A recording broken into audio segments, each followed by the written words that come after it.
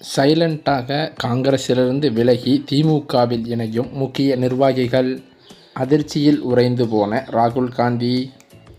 தமிழ்நாட்டின் அரசியல் களம் 2026 தேர்தலை நோக்கி அனல் பறக்கத் தொடங்கியுள்ள நிலையில் திமுக மற்றும் அதிமுக ஆகிய இரு துருவங்களும் தங்களது வேட்பாளர் தேர்வு மற்றும் நேர்காணல் முறைகளில் கடைபிடிக்கும் வெவ்வேறு அணுகுமுறைகள் தொண்டர்கள் மற்றும் பொதுமக்களிடையே பெரும் விவாதத்தை ஏற்படுத்தியிருக்கிறது. திமுகவின் நேர்காணல் என்பது ஒரு சம்பிரதாய சடங்காக மாறிவிட்டதோ என்ற ஐயமும் எழுந்து வருகிறது. கும்பல் கும்பலாக ஆட்களை அமர வைத்து தனிப்பட்ட திறமைகளை ஆராயாமல் ஏற்கனவே தயார் செய்யப்பட்ட அறிக்கைகளின் அடிப்படையில் சாத்து என்று சாத்தும் போக்கு அங்கு நிலவி வருகிறதாம். 25,000 ரூபாய் கட்டிவிட்டு ஒரு காப்பி மட்டும் கொடுத்துவிட்டு வரும் நிலையில்தான் பல வேட்பாளர்கள் இருப்பதாகவே கூறப்படுகிறது. ஆனால் அதிமுக பொதுச் செயலாளர் எடப்பாடி பழனிசாமியின் வேட்பாளர் தேர்வு முறை முற்றிலும் மாறுபட்டதாக இருக்கிறதாம். பரிந்துரைகளுக்கோ அல்லது பணபலத்திற்கோ இடம் கொடுக்காமல் உளவுத்துறை மற்றும் இரகசிய கணக்கெடுப்பு அறிக்கைகளின் அடிப்படையில் வெற்றி வாய்ப்புள்ளவர்களை அவர் அடையாளம் கண்டது அதுக்கான வேலைகளை பார்த்து வருகிறாராம். இதனால் நீண்ட காலமாக பதவியில் இருப்பவர்களுக்கு சீட் மறுக்கப்பட்டு புதிய முகங்களுக்கும் சாதாரண தொண்டர்களுக்கும் வாய்ப்பு வழங்கப்பட இருக்கிறதாக சொல்லப்படுகிறது. இது ஒரு துணிச்சலான முடிவாகத்தான் அதிமுக வட்டாரங்களில் பார்க்கப்பட்டும் வருகிறது. அதே சமயம் விஜய் போன்ற புதிய அரசியல் வருகைகள் இன்னும் முதிர்ச்சியடையாத நிலையிலேயே இருக்கிறது. தனது ரசிகர்களுக்கு கல்வி மற்றும் அரசியல் விழிப்புணர்வை ஏற்படுத்துவதை விட சினிமா பாணியிலான வசனங்களை பேசுவதிலேயே அவர்கள் கவனம் செலுத்துகிறார்கள். குறிப்பாக புதுச்சேரி போன்ற இடங்களில் விஜய் மக்கள் இயக்க நிர்வாகிகள் வேட்பாளர் தேர்வில் அதிருப்தி அடைந்து மோதலில் ஈடுபட்டது அந்த கட்சியின் உட்கட்டமைப்பு உள்ள பலவீனத்தை காட்டுகிறது. பணத்தை பிரதானமாக கொண்டு வேட்பாளர்களை தேர்வு செய்யும் போக்கு புதிய கட்சியிலும் ஊடுருவியிருப்பது வருத்தத்துக்குரியதாகவே பார்க்கப்படுகிறது.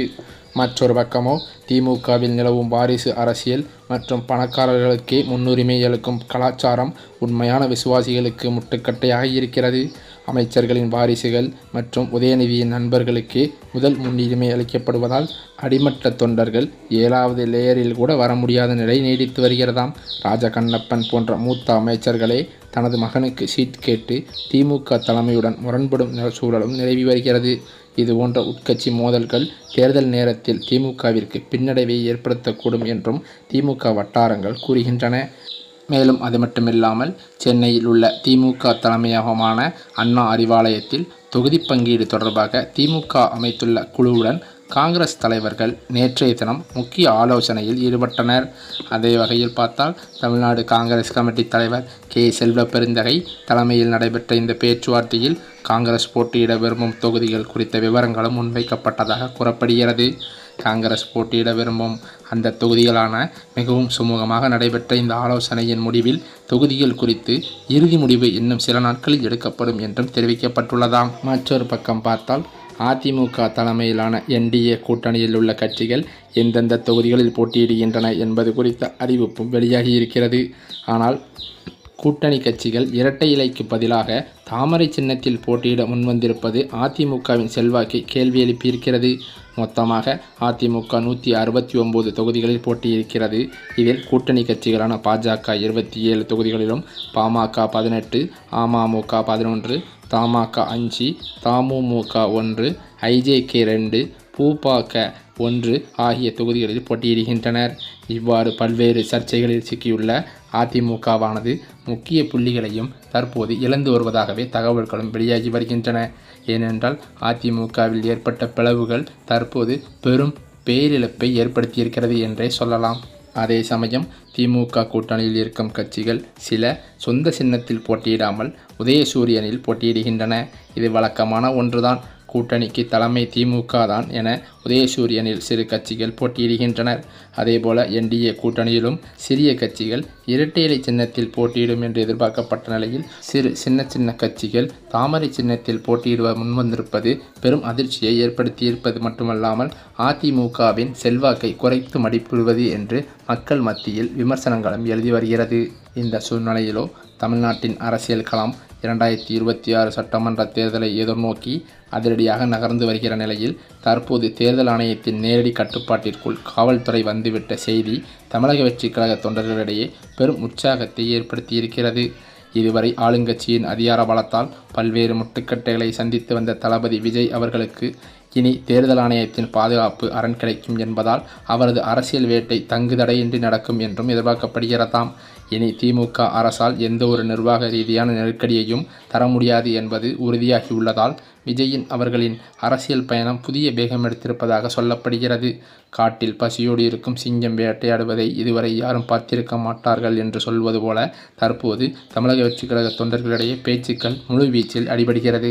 மேலும் அது மட்டுமில்லாமல் அதிமுக பக்கம் பார்த்தால் 169 தொகுதிகளில் நேரடியாக போட்டியிடும் சூழலில் சிறிய கட்சிகள் கூட்டணி தலைமை வகிக்கும் கட்சியின் சின்னத்தை தவிர்க்க முனைவது அரசியல் வட்டாரத்தில் சலசலப்பை ஏற்படுத்தியிருக்கிறது.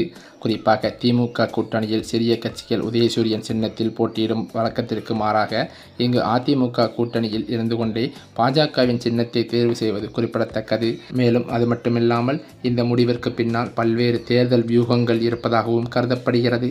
பாஜக ஒரு தேசிய கட்சி என்பதால் அதன் சின்னத்தில் போட்டியிடும் போது தேர்தல் செலவுகளை அக்கட்சியை ஏற்கும் வசதி உள்ளதுடன் பிரதமர் மற்றும் மத்திய அமைச்சர்களின் பிரச்சாரங்கள் மூலம் வேட்பாளர்களின் முகம் மக்களிடம் எளிதில் சென்றடையும் என்று இக்கட்சிகள் நம்பி வருவதாக சொல்லப்படுகிறது. மேலும் தாமரை சின்னத்தில் விழும் வாக்குகள் அனைத்தும் தேர்தல் ஆணைய கணக்கில் பாஜகவின் வாக்குகளாகவே பதியப்படும் என்பதால் இது சட்டசபையில் பாஜகவின் வாக்கு சதவீதத்தையும் பலத்தையும் உயர்த்தி காட்ட உதவும் என்று ஒரு திட்டமிட்ட நகர்வாக பார்க்கப்படுகிறது. இருப்பினும் அதிமுக தலைமையிலான கூட்டணியில் இருந்து கொண்டு அதன் சின்னத்தை புறக்கணிப்பது அதிமுகவின் செல்வாக்கு மற்றும் பிடிமானம் குறைந்து வருகிறதா என்ற கேள்வியை அரசியல் விமர்சகர்களிடையே எழுப்பி வருகிறது. மேலும் அது மட்டுமில்லாமல் திமுகவின் வலுவான கூட்டணி என்று கூறப்படும் காங்கிரசுடன் கூட பல சர்ச்சைகளும் சலசலப்புகளும் நிலவி வருவதாகவே கூறப்படுகிறது. ஏனென்றால் நான் தொகுதி மாறுவதாக கூறவில்லை என்று தற்போது தமிழ்நாடு காங்கிரஸ் கமிட்டி தலைவர் செல்வ பெருந்தகை கூறியிருப்பது பெரும் அதிர்ச்சியையும் அதிருப்தியையும் ஏற்படுத்தியிருக்கிறதாம். இது தொடர்பாக சென்னை அண்ணா அறிவாலயத்தில் தமிழ்நாடு காங்கிரஸ் தலைவர் செல்வ பெருந்தகை செய்தியாளருக்கு பேட்டியளித்த போது, அதாவது திமுகவுடன் அமைக்கப்பட்டுள்ள குழுவோடு தமிழ்நாடு காங்கிரஸ் சார்பாக பேச்சுவார்த்தை நடைபெற்றது என்றும் போட்டியிடும் தொகுதிகள் குறித்து திமுகவிடம் பேசியிருக்கிறோம். பேச்சுவார்த்தை சுமூகமாக நடந்து வருகிறது. சில நாட்களில் தொகுதிகள் இறுதியாக முடிவெடுக்கப்படும் என்று அவர் கூறியிருக்கிறார். அது மட்டுமில்லாமல் வருகின்ற சட்டப்பேரவை தேர்தலில் சென்னை எழும்பூர் தொகுதியில் செல்வப்பெருந்தகை போட்டியிட உள்ளதாக தகவல்கள் வெளியான நிலையில் நான் தொகுதி மாறுவதாக கூறவில்லை என்று அவர் கூறியிருப்பது கட்சிக்குள்ளேயே ஒரு சலசலப்பை ஏற்படுத்தியிருக்கிறதாம். இந்த சலசலப்பானது தற்போது பெரும் தலைவிரித்தாடும் கோலத்திற்கு ராகுல் காந்தி தலைமைக்கு சென்றுவிட்டதாகவும் சொல்லப்படுகிறது.